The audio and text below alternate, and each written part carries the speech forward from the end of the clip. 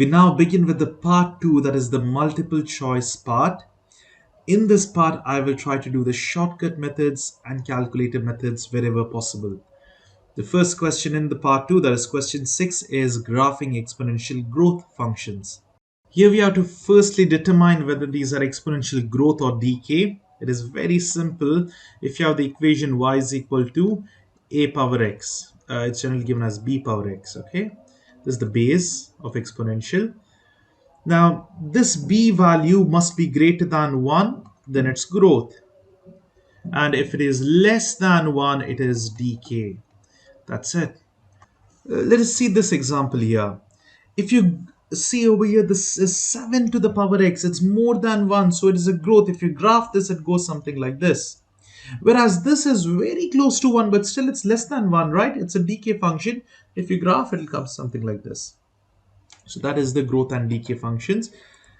Now we can easily tell first one is growth, second one is decay. Over here we have another decay. 2 by 3 is 0.66. It's less than 1, right? So that is a decay. And 5 by 4 is 1.25. That's growth. Another decay here, 0.75. And this is also growth. Now we have 0.25. How to graph it? I'm going to teach you a shortcut method. You can see the graph is something like this. Now we are done two graphs. This is the decay graph, okay, whenever it's coming, because obviously this is a decay function. Let's take our calculators. In order to get this value, this table of values, all you need to do is mod 7, and then let's type this equation 0.25 to the power x, that is alpha x. Most of you will not get this option. If you have the latest model of the calculator, you might guess g of x. Just ignore it and press equal to. Almost majority of the calculators, if you're using such model, you will directly, after you type this, you'll directly get start option. Now here, you need to start somewhere, it's up to you. You can always try this value. So -3 to 3, that is what I usually tell my students. Start less than, 0 and more than 0. So I'll start with -3. You can memorize these values, end at 3. Because the graphs generally always will be in such, such over here, unless it's modified over here. Then what is the step? Let's give the step of 1. And you can see these values. You can compare this table of values.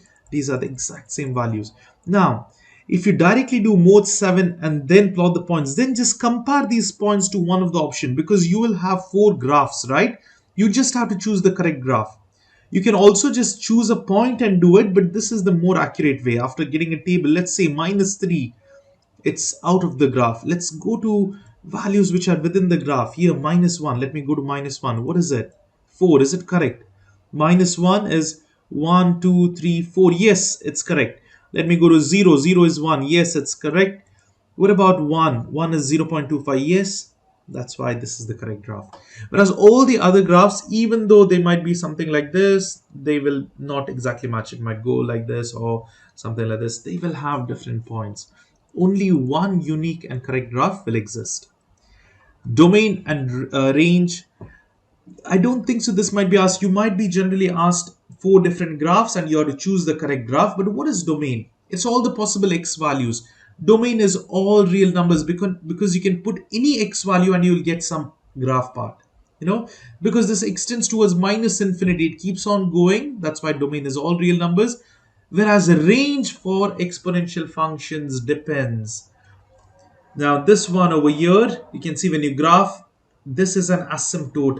This is an asymptote at the y is equal to 0. So all the values, you can see the graph is above, right? All the values above the x-axis is possible. So we tell all positive real numbers. What does this mean? It means y-axis can be 0, 1. It should be more than that. 1, 2, 3, 4, and so on. That's the thing. Positive numbers only. What about the y-intercept? Y-intercept is this point which it touches the y-axis. If it was x-intercept, touching the x-axis, but it will never touch the x-axis. There is an asymptote at, what is this line? Y equals 0. What is the end behavior? End behavior means what is happening at the ends. You can first say, as x tends to infinity, what is happening? The graph is going towards 0. Okay, so as x tends to infinity, y is equal to 0. And what about left side? As x tends to minus infinity, y is going to positive infinity. This is the thing. Over here, they have written f of x. That's fine. See, x is minus infinity, f of x is infinity. That is y. You know, y and f of x is the same thing. Over here, as it goes to positive infinity, y is 0. I hope this is clear. Mainly focus on the graph by mode 7. Now, here as well, you will have 4 different graphs. I'll just do mode 7 and then 0.8. And I'll see over here, I can see minus 3 to 3 is more than enough. To the power x here, you have to have a variable x and then start at minus 3, end at 3, and step is 1. And look at the values. Minus 3 is almost equal to minus 1, positive 1.95. Is it correct? 1, 2, 3. Yes, it's just less than 2. It's less than 2, yeah. And when it's minus 2, it's 1.56. Yes. At minus 1, it's 1.25, correct? 0 is 1. At 1, it's 0.8. And you can see all the other values over here correspond to this particular graph. Here, domain is all real numbers. Range is all positive numbers. Intercept is 0, 1. Asymptote is y equals 0. See, as you see the x from minus infinity, what is happening? F of x is infinity. It's going up. Whereas the right side, since asymptote is there, as x tends to infinity, y value or f of x is, the range is 0. Similarly, you can do the other graphs by yourselves. Here, all you need to do is half, that is, I just took it 0.5 to the power x, or you can write 1 by 2x, it's up to you. And then the same start value, minus 3, 3, and 1, and you can compare the graph now. Let me take something, minus 2, which is visible here. Minus 2 is 1, 2, 3, 4. Minus 1 is 1, 2. 0 is 1, and you can see the other values. So this is how we can graph it. They were all see decay functions. Let's see the next one. This is also a decay function. Over here, you just have to do, now let me just clear it off. 2 divided by 3. You can write the bracket, or even if you just press next and then power, it will be considered entirely. Or you can just put the brackets to be on the safe side, okay? Here the bracket is, okay, proper. Now start at minus 3, end at 3 and 1. Let's compare the graph.